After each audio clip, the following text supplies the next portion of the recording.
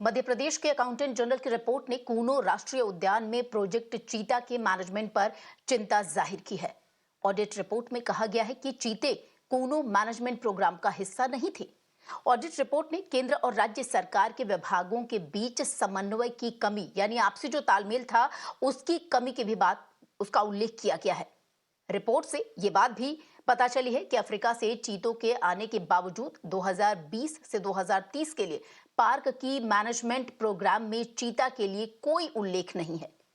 उस रिपोर्ट में audit report में आगे ये भी कहा गया है कि ग्राउंड स्टाफ और कूनो वन्य जीव डिपार्टमेंट जो विभाग है उसका साइट चयन या चीता के रिसर्च में वो शामिल नहीं थे। तो तमाम जो बड़ी बातें आपको बता दें इस ऑडिट रिपोर्ट के जरिए सामने आई है। और हमारे साथ अजय दुबे जी जो आरटीआई एक्टिविस्ट हैं वो खुद इस वक्त हमारे साथ लाइव जुड़ गए हैं। अजय जी, सबसे पहले आपका शुक्रिया इतने बड़े मुद्दे को उठाने के लिए। हालांकि रिपोर्ट से अगर देखी जाए तो तमाम जो बड़ी लापरवाही है वो उजागर हुई है। ऑडिट रिपोर्ट के मुताबिक सबसे बड़ी बात जो ये है कि कूनो नेशनल पार्क में चीतों के लिए बनी मैनेजमेंट प्लान में चीतों का कोई जिक्र ही नहीं था। और जो रिपोर्ट है उसमें यह भी कहा गया है कि कूनो को गिर के शेरों के दूसरे घर के तौर पर चुना गया था। विस्तार से और सही से आप ही बता पाएंगे सर? नमस्कार। देखिए, जो कैग है, कॉन्स्टिट्यूशनल बॉडी है, उसकी स्टेट बॉडी एजी मध्य प्रदेश ने जो रिपोर्ट बनाई, उस रिपोर्ट में बहुत सीरियस क्वेश्चंस उठे हैं। जो कूनो नेशनल पार्क था वो पहले सेंचुरी था और 1991 से लायन के सेकंड हैबिटेट के लिए उसको तैयार किया गया।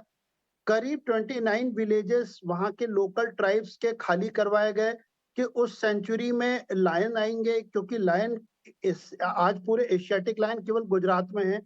उनको कभी भी कोई एपिडेमिक हो, कोई दुर्घटना हो तो सारे लायन एक साथ ना खत्म हो, इसके लिए उनको वहां पे प्रिपेयर किया गया।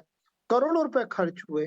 2013 में सुप्रीम कोर्ट का जजमेंट आया कि लायन आपको पूनम में शिफ्ट करने पड़ेंगे। उसका कंप्लाइंस नहीं हुआ। इसी बीच चीता लाने का प्रोजेक्ट अप्लाई किया गया।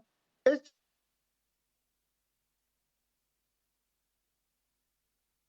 जी,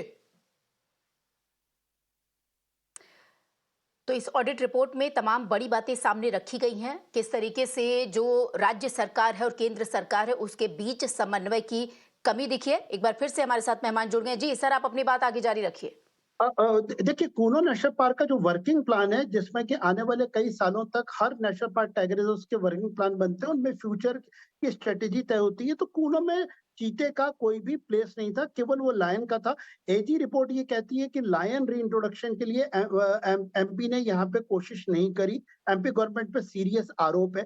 चीते के लिए भी जो ग्राउंड जो फॉरेस्ट के जो ऑफिसर्स है उनको ट्रस्ट उनको भागीदारी नहीं की गई। और वहां पे चीते पे जो एक्सपर्ट ऑफिसर्स जो विदेश गए थे, साउथ अफ्रीका, जिनको ट्रेनिंग दिलवाई गई थी, उनका भी पहले ही मतलब समय से पहले ट्रांसफर कर दिया गया।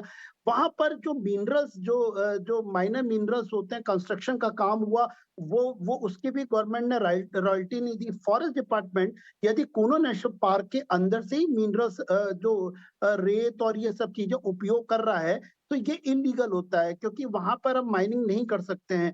ऐसे वहां पे स्टेट और एमपी स्टेट और सेंट्रल गवर्नमेंट के बीच में लायन के साथ चीता प्रोजेक्ट पे भी कोऑर्डिनेशन को उन्होंने साफ साफ एक्सपोज कर दिया है कि इनमें कोई भी डॉक्यूमेंट्स अवेलेबल नहीं है ऑडिट के समय। वहां पे जी बहुत सीरियस फाइनेंशियल गड़बड़ी भी उजागर हुई है और जो स्ट्रेटेजी बना रहे थे उसमें भी गड़बड़ी हुई है।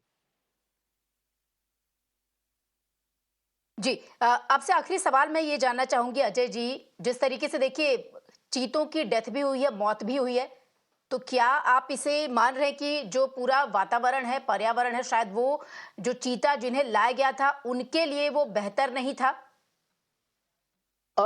मेरे ख्याल से कहीं ना कहीं ये जो एक्सपेरिमेंट मोड पे चल रहे हैं, कुछ पर्टिकुलर जो वहां पे चीते के लिए तो वो हैबिटेट सुटेबल था, लेकिन पहले उसको लायन लाना था। जो सुप्रीम कोर्ट का जजमेंट था, जल्दीबाजी में चीता प्रोजेक्ट लाया गया है और कहीं ना कहीं उन्होंने ये माना है कि कुछ चीतों की डेथ होगी और मोर्टेलिटी जो होगी उसको वो बहुत हल्के में ले रहे हैं।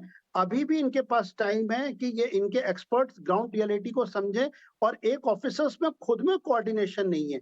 ये फॉरेन टूर केवल घूमने के लिए और मौज मस्ती के अनुसार चल रहा है। वाइल्ड लाइफ के प्रोटोकॉल्स का वायलेशन हो रहा है। ज्यादा आज के डेट में 100% चीते कैप्टिव ब्रीडिंग में रखे हुए हैं। वहां पर वो उन लोगों ने एक कैप्टिव ब्रीडिंग सेंटर बना दिया है। सारे चीते एंक्लोजर्स में बंद है। आपने ये कहा कि ये पहला इंटरकॉन्टिनेंटल वाइल्ड चीते का प्रोजेक्ट है, लेकिन वो सारा प्रोजेक्ट 2 साल में मेरे ख्याल से अब असफल हो गया है, क्योंकि इनमें हिम्मत नहीं है कि उनको फ्री रेंज ओपन एरिया दिया जाए।